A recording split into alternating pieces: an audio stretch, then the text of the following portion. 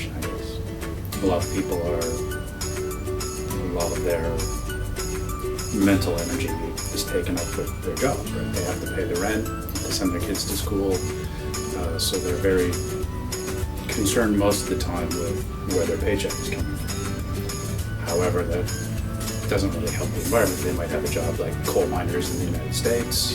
It's not a very healthy job, it's not good for the environment, but it's the only job they have. So long term though, the environment is more important, and I think statistics have shown that the green jobs, the new jobs in the environmental sector, are actually outproducing. There are more jobs now available in the green sector than there are in jobs that are bad for the environment.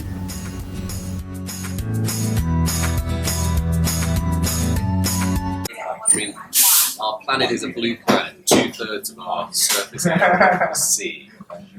So the oceans are extremely important for providing a carbon sink, which has become so important with climate change. So that it's helping to buffer, reduce the effects of climate change. Critically important for food, which is probably one of the most important things. There's hundreds of millions of people who rely on the ocean for food.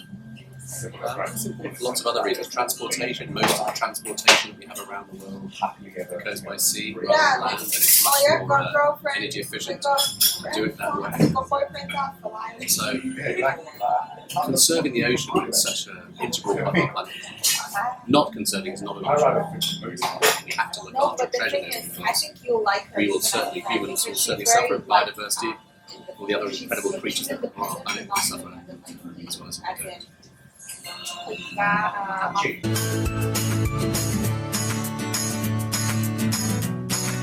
Well, there's a variety of things. The most obvious one is that plastic bags look quite like jellyfish. And there are species of turtle, there are species of fish that feed on plastic bags, and so they mistake plastic bags for jellyfish. Particularly the more transparent plastic bags. On the other end of the scale, some of the small, really filter-feeding animals that basically have gills in the water column, they don't really have an ability to separate food from other compounds. So they're just literally filtering whatever in the water. If you get, really, really small grains of plastic, they get caught on the gills. Gills are sticky, and they pass whatever it is on their gills into their stomachs, and then that's how they end up with plastic being ingested. And there's so many organisms now, really microscopic organisms being found with plastic inside them. And I think one of the other things to bear in mind is that there isn't anything really like plastic naturally in the ocean. So you get wood and things, that gets washed off the coast, and you get natural things like that. But wood would tend to stay on the surface. It wouldn't tend to be floating around in very small particles. So as a result of that, marine organisms haven't evolved to deal with things that aren't food that are in the water. Because plastic is such a recent invention. It seems like it's been here forever, but it's only been here like the last 50 years. So that's why.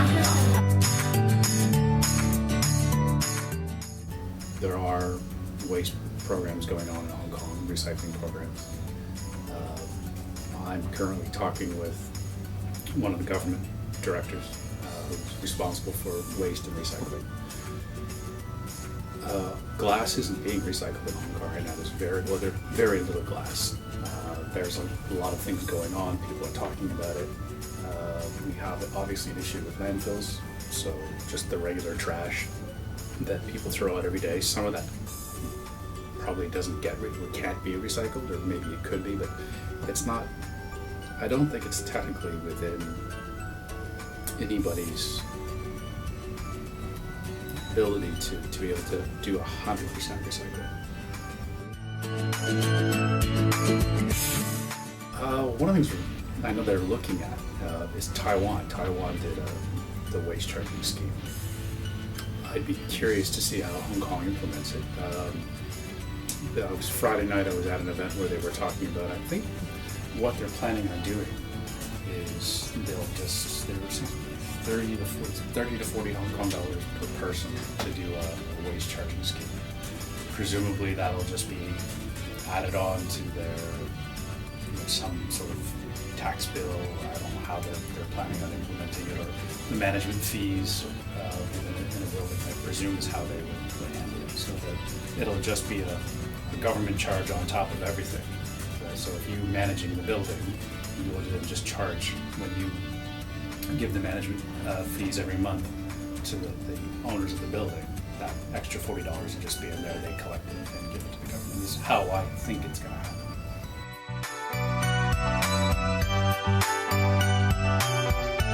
I think the government did do quite a large waste study looking at where the waste is coming from, but it wasn't,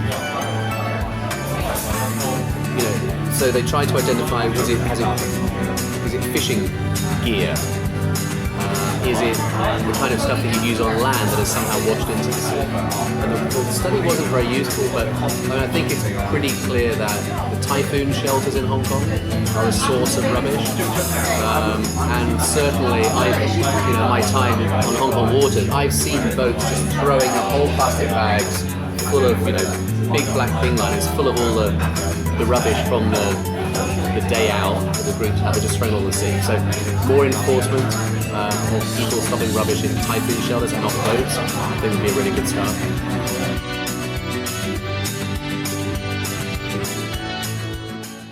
In a lot of cases, it's the society we live in. We live in a disposable society. We go to the store, we buy the food that we need to consume, and it's packaged. We're not living 200-300 years ago where everybody grew their own food. They took it right out of the ground and ate it. So it's just part of society. I think the primary reason is the behavior of human beings. So we are not very logical animals. We don't necessarily react to what science tells us is happening. And we don't like to change our behavior when it inconveniences us. So even in a fairly short space of time, less than 50 years, people have become very dependent on plastic.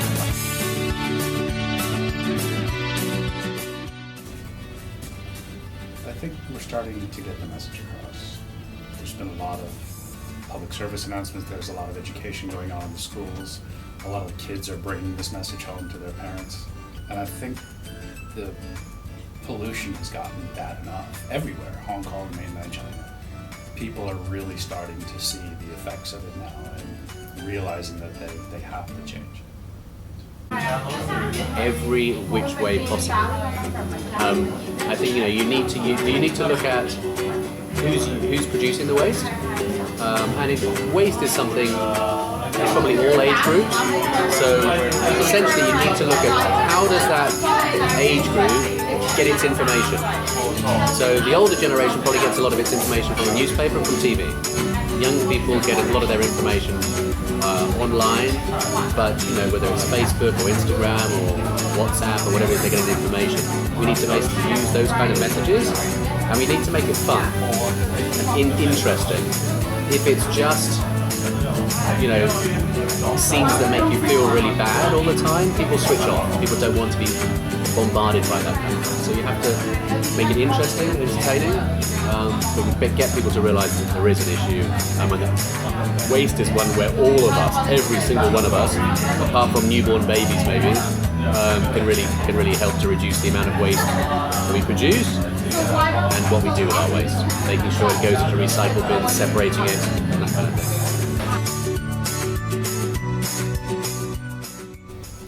There is some it's called greenwashing that goes on where a company makes the claim that their product is green, but it's really just words. I think a lot of products out there are. I mean, I don't have the experience behind the scenes or at the recycling to really judge that, but I would say, yeah, most of them probably are, because they would. I think in today's modern culture where we've got the internet and phones and apps, I think a company who was misleading the public would get caught very quickly and exposed.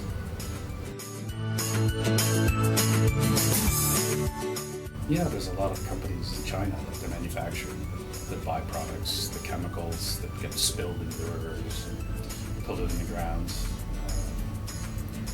I think there's ways to handle it. A lot of them just choose not to because it's expensive and they're trying to save money and they just don't care. So they're trying to shortcut the system. But I know, like especially in the power production of coal-fired power plants, they know they're producing a lot of CO2 from burning coal. They know it's bad, and they know there's new technologies out there that can help them. In the United States now, they have President Obama has pushed some new initiatives through tightening the emission gaps. So yes, there are a lot of polluting industries out there, and I think that's probably where a lot of government regulation.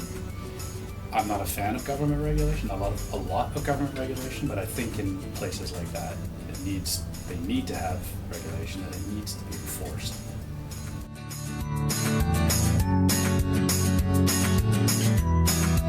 Well, the most obvious industry that would affect is the fishing industry. And there's a famous example from Newfoundland in Canada where fishermen were fishing cod, Atlantic cod, which is a really nice big food fish. And even hundreds of years ago, people used to go in sailing ships from Spain and from England. They'd sail all the way over to Canada because the cod, there were so many cod that they said at the time that the boats even had trouble, just sailing because there were so many fish around the boat. So in that particular case, the cod was really overfished, so the numbers went down and down and down. And conservationists were pushing for the fishing to stop or to be greatly reduced, and the fishing industry pushed back and said, this is our livelihoods, this is our job,